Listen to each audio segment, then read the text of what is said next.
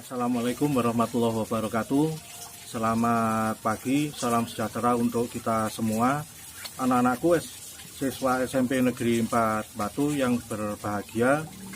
Puja dan puji syukur marilah kita panjatkan kehadirat Tuhan Yang Maha Esa, sehingga kita bisa bertemu secara online, secara daring dalam rangka MPLS SMP Negeri 4 Batu tahun pelajaran 2020-2021. Nah, berbeda dengan tahun-tahun kemarin, MPLS tahun ini memang unik sekali ya, dilakukan secara daring, secara online karena masih adanya pandemi COVID-19, anak-anak.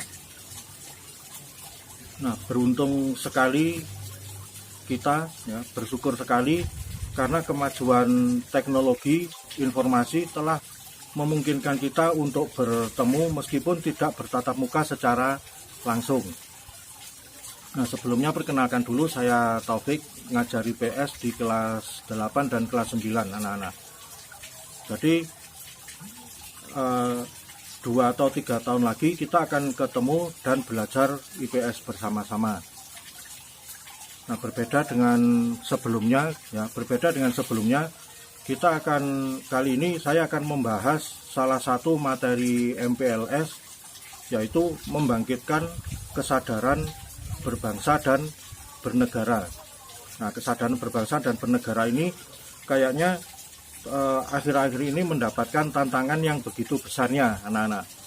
Kenapa bisa begitu? Karena seperti kita lihat sendiri, tadi sudah saya singgung di awal, kemajuan teknologi informasi memang memungkinkan kita untuk melakukan segalanya dengan lebih efektif dan efisien. Itu di satu sisi. Tapi di sisi lain ternyata kemajuan ilmu pengetahuan dan teknologi, terutama teknologi informasi, ini menjadi tantangan besar untuk kehidupan berbangsa dan bernegara kita semua. Nah, kenapa bisa begitu? Sekarang kita lihat aja.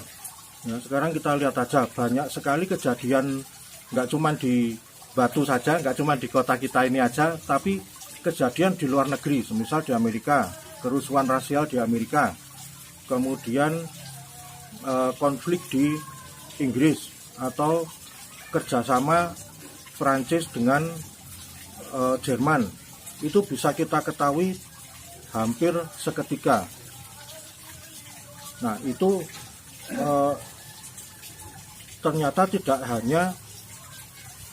hanya informasi yang baik-baik saja, tapi ternyata informasi yang negatif pun masuk ke sini, masuk ke gadget kita, ke HP kita, itu sedemikian cepatnya. Tidak ada lagi batasan antar negara, antar provinsi, semuanya bisa kita lihat hampir seketika. Termasuk juga nilai-nilai yang tidak sesuai dengan kepribadian bangsa kita, anak-anak. Kekerasan, kemudian ekstremisme, paham-paham yang bertentangan dengan ideologi kita, yang bertentangan dengan ideologi Pancasila, itu ternyata masuk hampir tanpa bisa difilter. Nah, pertanyaannya kemudian terus yang memfilter siapa? Ya tentu aja yang memfilter ya tidak lain kita sendiri. Tantangan yang pertama. Kemudian tantangan yang kedua berkaitan dengan kesadaran berbangsa dan bernegara ini adalah masih berkaitan juga dengan kemajuan teknologi. Ternyata seperti yang sering kita lihat sekarang, ada kecelakaan di jalan. Yang pertama kali kita lakukan apa? Biasanya yang kita lakukan ya sudah pasti ya, segera menolong korban kecelakaan. Tapi apakah semua orang melakukan yang sama? Ternyata tidak juga. Sebagian, apa yang mereka lakukan? Ambil gadget, ambil HP, terus difoto, diupload. Nah, apakah yang seperti itu juga sesuai dengan ideologi Pancasila? Jawabnya kita semua sudah pasti tahu. Nah, dua tantangan itu cuman sebagian kecil saja, anak-anak. Dua tantangan itu cuman sebagian kecil saja, di mana kesadaran berbangsa dan bernegara kita saat itu benar-benar diuji. Nah, kalau kemudian kesadaran berbangsa dan bernegara kita ini, ya, kesadaran berbangsa dan bernegara kita ini kita miliki dengan baik, kita akan secara tidak sadar, ya, secara tidak sadar kita akan memiliki semangat bela negara. Oh ya, sebelumnya apa sih kesadaran berbangsa dan bernegara itu? Kesadaran berbangsa dan bernegara itu adalah kesadaran pemahaman bahwa kita ini siapapun siapapun orangnya, ya, siapapun orangnya, dari manapun sukunya, bagaimanapun penampilannya, itu adalah satu bangsa. Dari suku manapun kita, bagaimanapun penampilan fisik kita ini satu bangsa. Ya, secara sederhana, kesadaran berbangsa itu adalah pemahaman seperti itu, anak-anak. Nah, kalau pemahaman seperti itu benar-benar tertancap dalam pikiran, dalam hati kita, nanti yang muncul adalah semangat untuk membela negara. Nah, sampai di sini jangan dianggap bela negara itu terus maju perang, berperang, bawa senapan, bawa pistol, ya enggak seperti itu juga. Karena selain itu sebenarnya ada yang lebih penting lagi.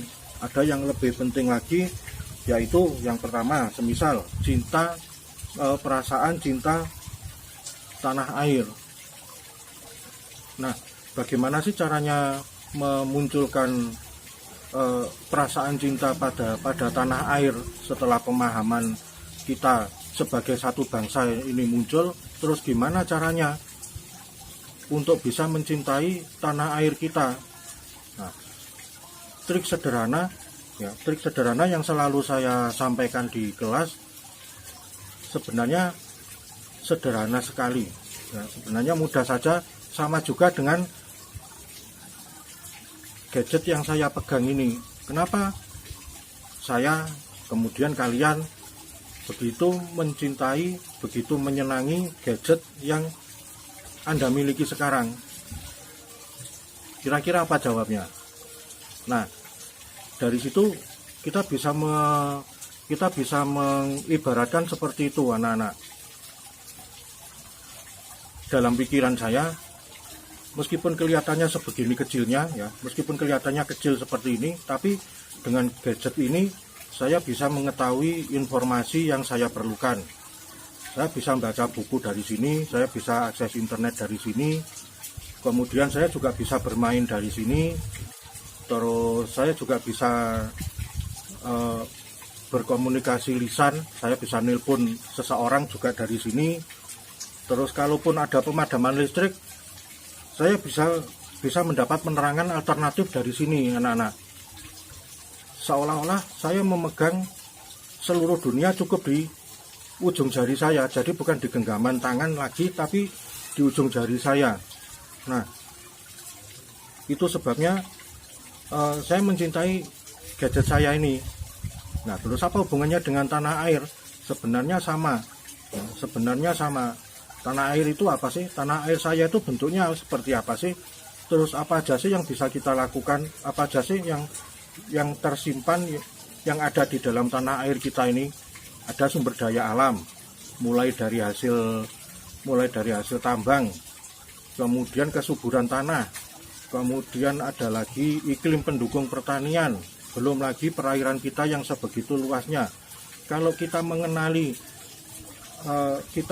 tanah air kita itu, rasanya juga tidak mungkin kalau kita kemudian nggak cinta. Yang kemudian juga di dalam pelajaran bahasa Indonesia sampai kemudian muncul ada ungkapan tak sayang, tak kenal, maka tak sayang maka tak cinta. Nah, sekarang gimana kita bisa mencintai tanah air kalau kita nggak mengenali tanah air kita itu. Berapa banyak sih suku bangsa di negeri kita ini, kemudian seberapa suburnya sih tanah kita ini, berapa banyak spesies ikan, terumbu karang, dan makhluk hidup lainnya yang ada di perairan kita ini. Itu kita belum berbicara posisi geografi kita belum berbicara kondisi negeri kita yang selalu dilewati matahari, karena kita ada di garis khatulistiwa. Ketika kita mengenali tanah air kita seperti itu, rasanya tidak mungkin juga kalau kita kemudian nggak cinta dan meremehkan bangsa kita sendiri. Terus kemudian yang kedua, nilai-nilai bela negara yang kedua, ya, tanpa harus memanggul senjata, tanpa harus mengangkat bedil, kita tumbuhkan kesadaran berbangsa kita. Contohnya, karena kita ini terdiri dari banyak suku, ya bagaimana kita bisa memahami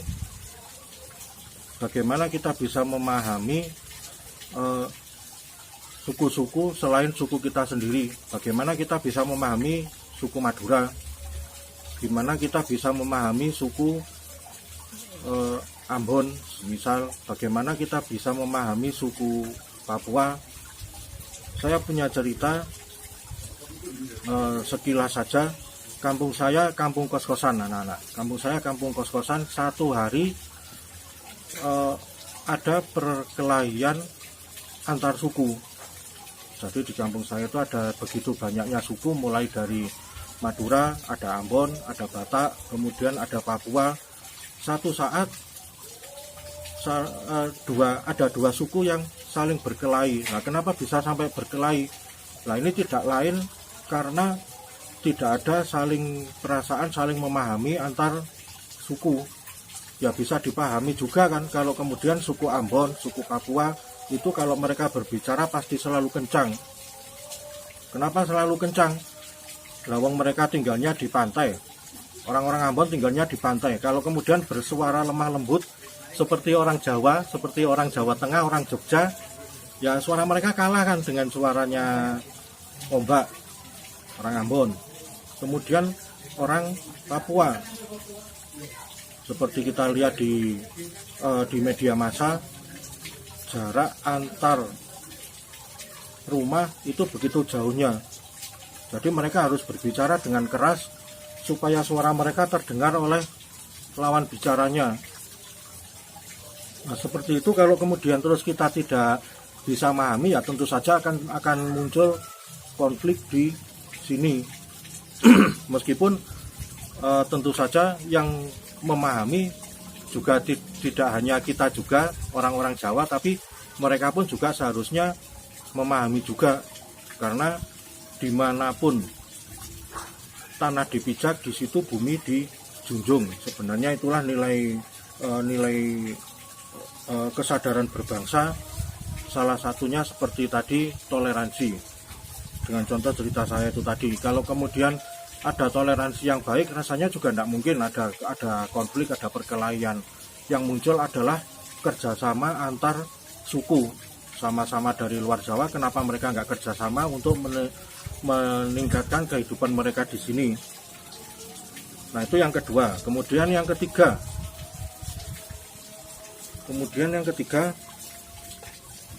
amalkanlah Pancasila sebagai bentuk bela negara kita. Ada begitu banyak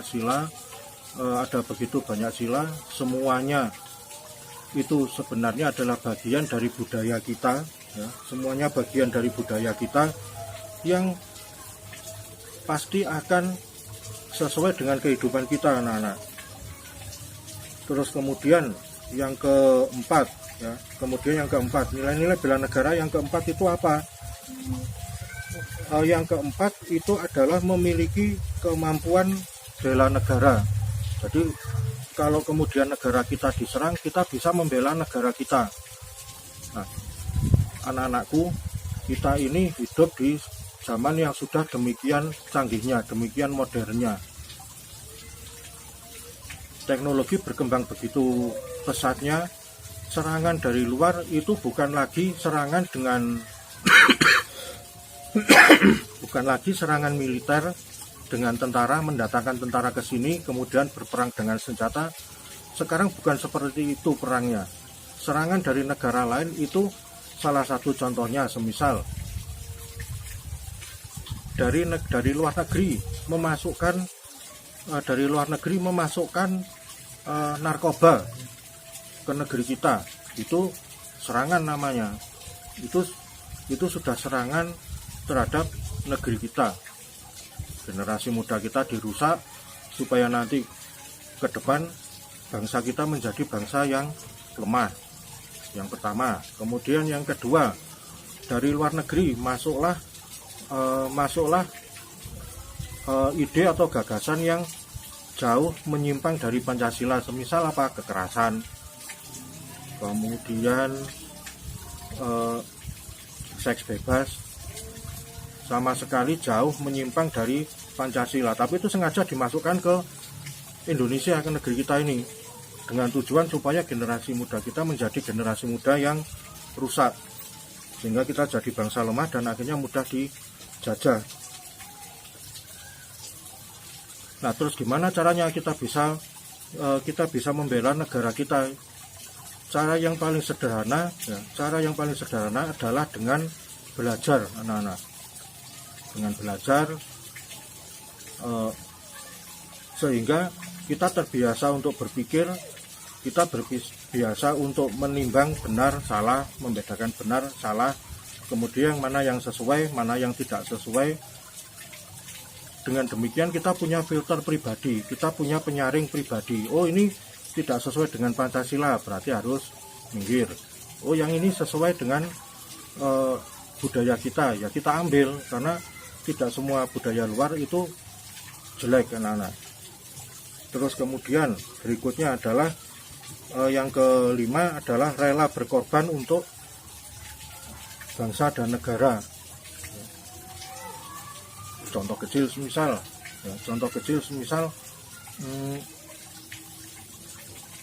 ada orang luar yang mencurigakan, masuk ke kampung kita. Apa yang seharusnya kita lakukan? Bertanya kan, menanyakan, Bapak siapa? Bapak dari mana? Seperti itu juga bisa dikelompokkan, ya, bisa dikategorikan sebagai rela berkorban untuk bangsa dan negara. Karena paling tidak kita korban pikiran untuk bertanya, kita korban waktu untuk mendatangi, kita korban tenaga untuk menanyakan, untuk berjalan mendatangi orang yang mencurigakan itu tadi. Nah, kalau ternyata orang yang kita tanya benar-benar orang yang berniat jahat, teroris katakanlah, risikonya apa? Berhadapan dengan teroris, kita sudah paham semua pastinya. Nah, itu nilai-nilai bela negara, ya, yang akan muncul berbarengan dengan kesadaran berbangsa dan bernegara, anak-anakku sekalian. Ibaratnya pohon yang selalu ada buahnya, bisa dimanfaatkan.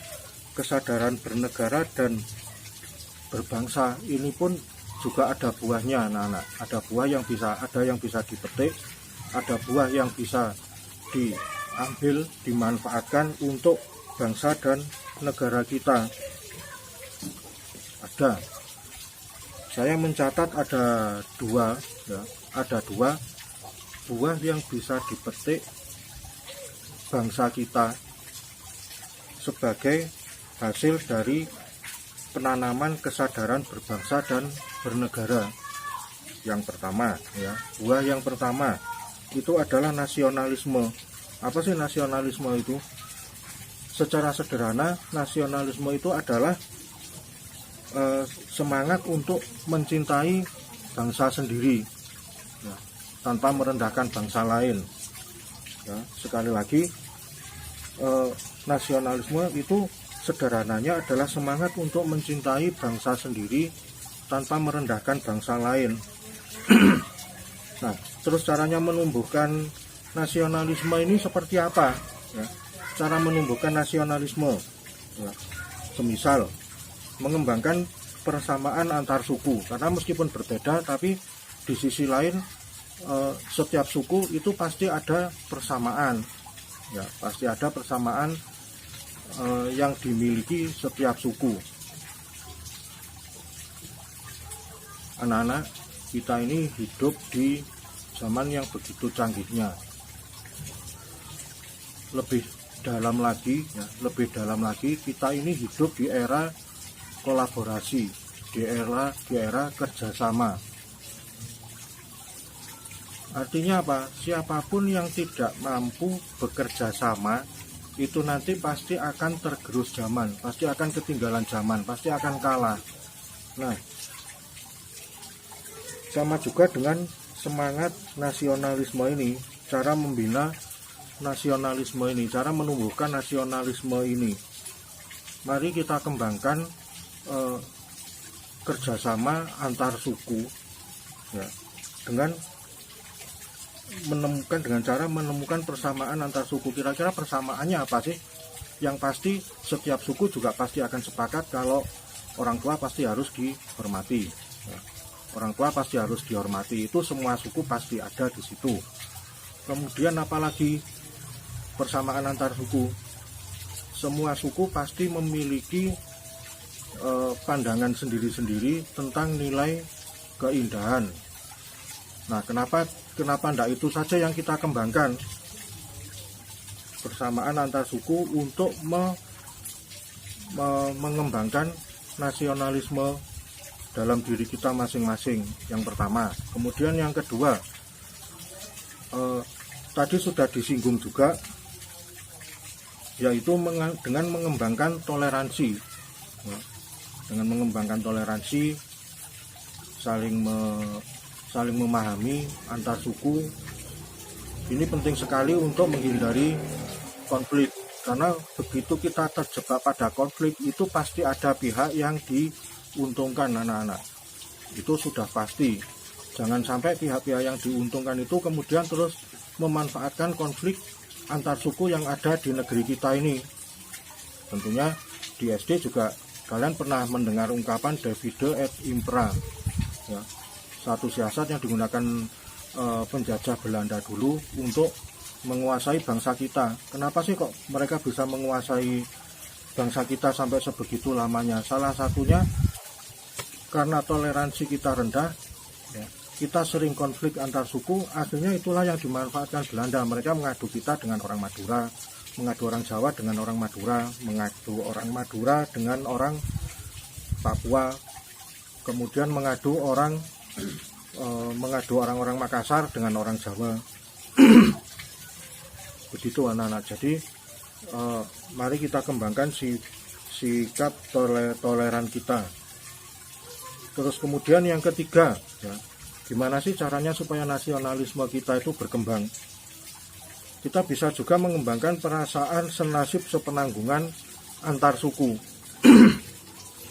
Sebenarnya dari Sabang sampai Merauke, sebegitu luasnya, sedemikian banyaknya suku, itu ada satu perasaan senasib dan sepenanggungan, ada satu perasaan yang sama. Apa itu? Sama-sama pernah dijajah, ya, sama-sama pernah dijajah. Nah, dari situ kita bisa menemukan satu persamaan lagi untuk dikembangkan menjadi bahan kita untuk bekerja sama, saling bekerja sama antar suku untuk mencapai tujuan bersama. Tujuan bersamanya apa? Tentu saja tujuan bersama kita adalah kemerdekaan. Loh Pak, kita kan sudah merdeka. Benar, kita sudah merdeka secara apa dulu, tapi secara politik mungkin ya. Apakah kita merdeka secara ekonomi, kita sudah punya kemandirian ekonomi, kita bisa memenuhi kebutuhan kita sendiri? Rasanya juga belum. Apakah seperti tadi saya bilang, apakah kita sudah merdeka secara politik? Nah, itu nanti silakan dipelajari di sekolah ini. Ada banyak guru yang pintar, ada banyak guru yang pandai, yang punya kemampuan untuk menjawab pertanyaan yang saya sampaikan tadi. Terus kemudian kalau tadi itu cara meningkatkan nasionalisme, cara membina nasionalisme, sekarang apa saja sih yang harus kita hindari supaya nasionalisme yang sudah ada dalam diri kita ini tidak rusak? Ada beberapa anak-anak. Yang pertama, semisal perasaan cinta tanah air yang berlebihan. Nah, sejarah mencatat perasaan cinta tanah air yang berlebihan ini malah menimbulkan konflik global.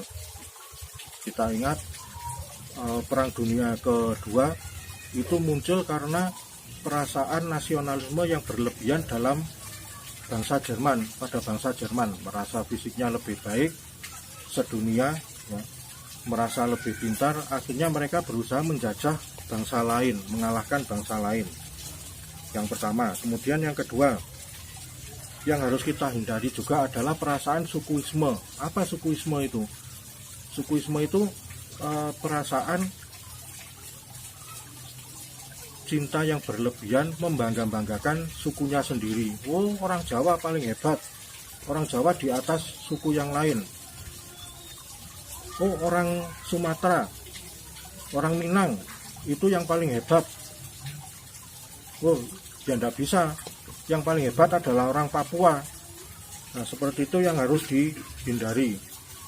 Kemudian ada lagi, hindari juga provinsialisme. Hampir sama seperti sukuisme. Kalau provinsialisme ini terbatas pada satu provinsi saja. Oh, provinsi Jawa Timur paling hebat, orangnya pemberani semua. Oh, tidak bisa. Orang Jawa Tengah yang paling hebat, di sana ada banyak keraton. Oh, tidak bisa, yang paling hebat ya orang Jakarta, orang DKI Jakarta. Berbagai suku berkumpul di DKI Jakarta. Orang-orang DKI Jakarta itu adalah tuan rumah bagi semua suku yang ada di Indonesia ini. Seperti itu jangan pernah ada dalam diri kita, anak-anak. Terus kemudian yang terakhir, hindari juga ekstremisme. Ekstremisme itu paham yang tidak satu paham apapun yang tidak mau menerima masukan, yang tidak mau menerima masukan, jauh menyimpang dari ideologi kita, tidak mau menerima masukan, jadi harus dilakukan. Itu ekstremisme, jauh menyimpang dan tidak mengenal toleransi. Nah, itu yang harus dihindarkan. Itu buah yang pertama dari kesadaran berbangsa dan bernegara, anak-anak, ya.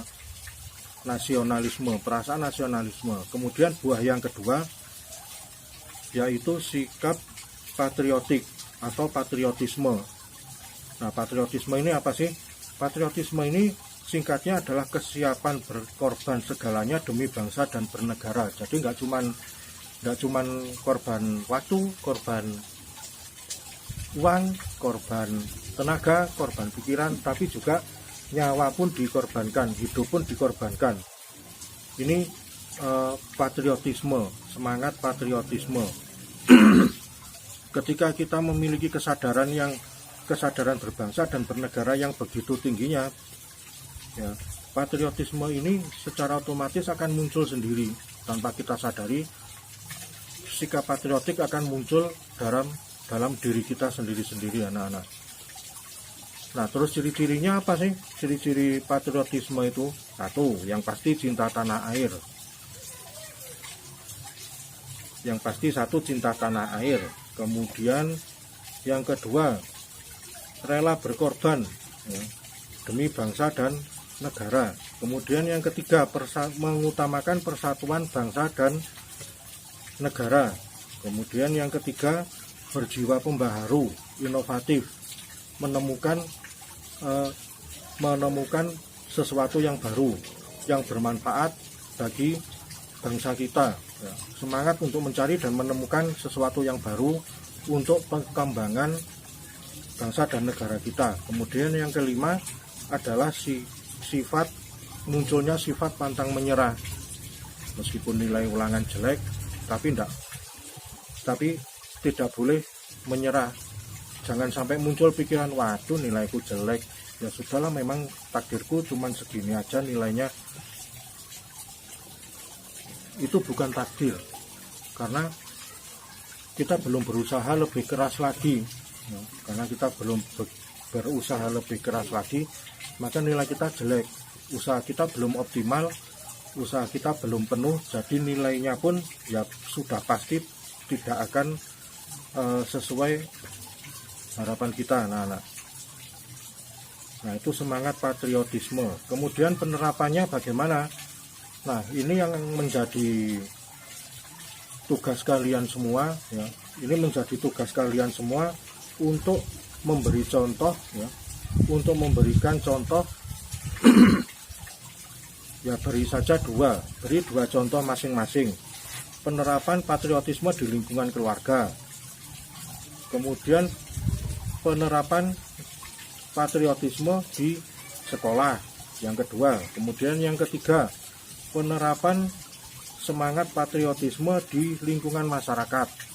Kemudian yang keempat, bagaimana sih contoh penerapan patriotisme di dalam kehidupan berbangsa kita ini, ya. Ini Anda cari masing-masing dua. Jadi untuk keluarga 2, penerapan patriotisme untuk sekolah 2, kemudian untuk masyarakat 2, penerapan patriotisme di tengah lingkungan masyarakat. Kemudian yang terakhir, penerapan patriotisme dalam kehidupan berbangsa, anak-anak. Jadi itu tugasnya. Penjelasan ini sebenarnya adalah awal. Penjelasan ini sebenarnya cuman awal saja, permulaan, dengan harapan dari awal ini, dari permulaan ini, kalian akan tergelitik, kalian akan tertantang untuk mencari penjelasan yang lebih jauh lagi. Apa sih kehidupan berbangsa dan bernegara itu sebenarnya? Nah, demikian yang bisa. Kurang dan lebihnya mohon maaf. Selamat datang di SMP Negeri 4 Batu. Ya, segeralah menyesuaikan diri dengan lingkungan SMP yang pasti berbeda dengan lingkungan di SD, anak-anak. Terima kasih. Assalamualaikum warahmatullahi wabarakatuh.